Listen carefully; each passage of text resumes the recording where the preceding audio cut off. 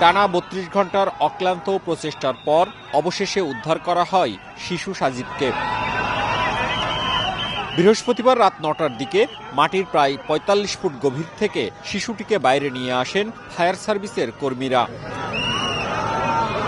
উদ্ধার শেষে আগে থেকেই প্রস্তুত মেডিকেল টিম শিশুটির প্রাথমিক স্বাস্থ্য পরীক্ষা করে।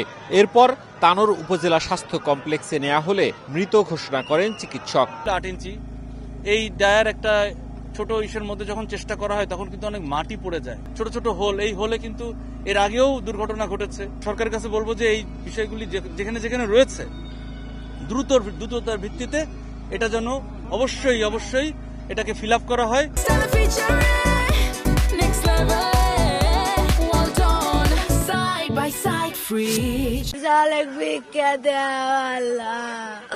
বুধবার দুপুরে রাজশাহীর তানোর উপজেলার কোয়েলহাট গ্রামে একটি পরিত্যক্ত গভীর নলকূপের গর্তে পড়ে যায় ২ বছরের শিশু সাজিদ। উদ্ধারে অংশ নেয় ফায়ার সার্ভিসের ৮টি ইউনিট। ব্যবহৃত হয় বিশেষ সরঞ্জাম ও খনন যন্ত্র। মওদুদ রানা, সময় সংবাদ, রাজশাহী।